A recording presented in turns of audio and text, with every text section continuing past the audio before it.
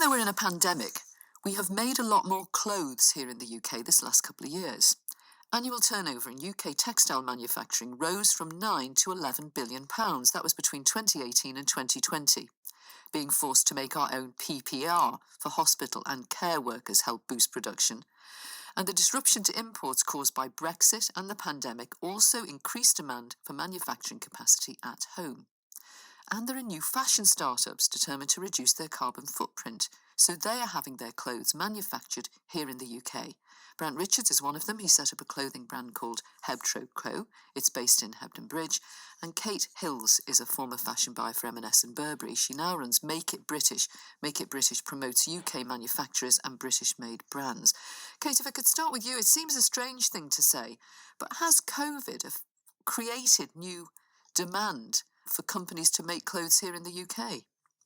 Yeah, for the most part, it really has. It's certainly led a lot more brands to look to source locally because of the supply chain disruption that's happened overseas.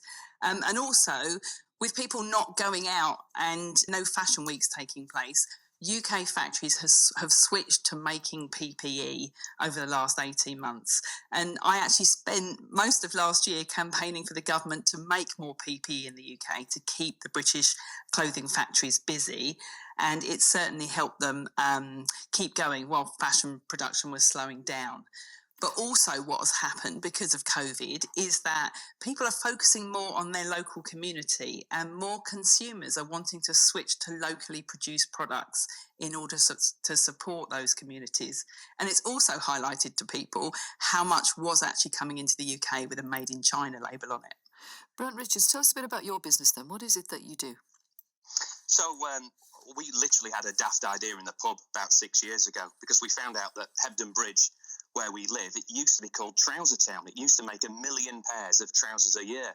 And we were a little bit, my partner Ed and I, a little bit involved in sort of marketing, and we used to ride mountain bikes at the time. But we thought it was a great idea. We had good social media contacts. And so we started working with local textile companies to use the skills that were still here, sharing the journey on social media.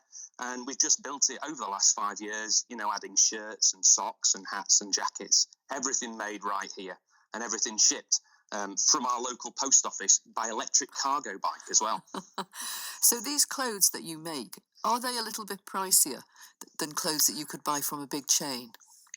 It kind of depends how you view in price. We're starting off with socks from the Midlands, like £15-20, woolly hats. We've got, really nice quality denim shirts from Suffolk, beautiful Yorkshire tweed action blankets from Okay, just give us some Huddersfield. prices then. You said that the socks are £15. How much is a shirt? Shirt are £80 from Suffolk. Now, our jeans, this is kind of the big one. We're starting at £100 for jeans made in Lancashire, which seems quite a lot more than you would pay at a supermarket. But, when you look, I've just been to see at Asda. Asda are selling jeans for £6, and it's like, I'm not really sure who's actually benefiting from that. If you need £6 jeans, maybe, or you want £6 jeans, go to a charity shop, go to Oxfam, go to Blue Rinse, something like that. So, yeah, it's more expensive to make stuff here, but the quality that you're getting because of that, it's a lot more.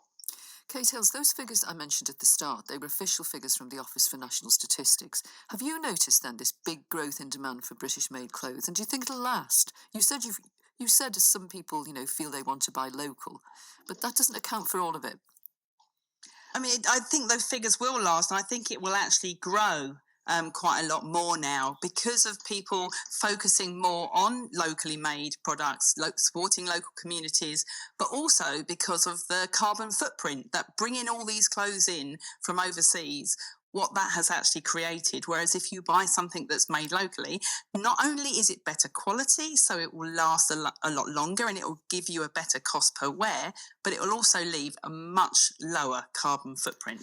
Really, because when you think about what happened to BooHoo, where the Leicester factory workers were on less than the minimum wage, it dented the image of British clothing manufacturers, but it certainly didn't put people off buying from BooHoo. Far, far from it. Their sales just roared away. People, when we talk about fast fashion, they email us and they say, I buy a £6 pair of jeans because that's all I can afford. I don't throw it away. It lasts me for years.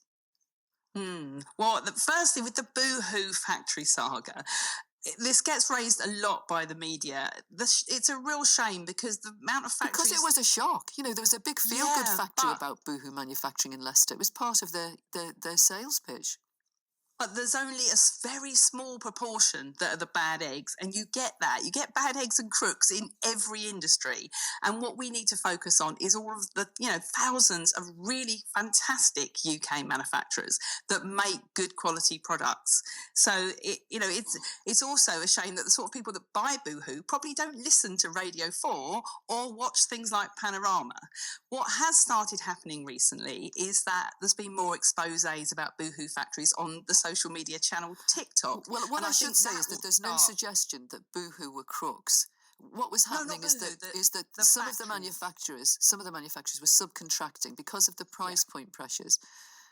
But you've not answered my point. Maybe it isn't that people don't watch Panorama. Maybe they buy what they can afford. But like Brant said about the jeans from Asda, if you did a comparison between how long a pair of jeans from HebTroCo would last with all of the extra heavy-duty stitching and the denim that is much harder wearing, it will last a lot longer than the products that you're buying. To get that £6 price point on those jeans, they've got to downgrade the quality. The stitching won't be as strong. The denim will not last as long. And you can see that from the sorts of products that end up in charity shops. Even then, the quality is not as good as it used to be. Brant Richards, is there enough manufacturing capacity in the UK now to meet demand? We are seeing increasing lead times going out. Yeah, even in the UK, we called up to order even more socks for Christmas this year, yesterday, and the guy at the factory was like, "No, lads, it's full. I've got lots of brands that have come on since last year." How do you know the factories you use don't subcontract the work you give them? Oh, I mean, because we're there all the time. I don't even have a courier company, so we go and pick up production from factories. We're in factories, sort of week in, week out, working on samples and things like that. And that's a brilliant advantage to making in Britain. We couldn't do that, the size we are, if we were working with a brand in the Far East. It's a massive advantage to developing products in the UK. I can just drive over, sort stuff out with the factory, go for a curry with them afterwards. Nothing gets stuck in a boat on the Suez Canal. We only get a problem around here if the road is closed because of the snow or something like that. Brant Richards from HebTroCo and Kate Hills from Make It British. Thanks both.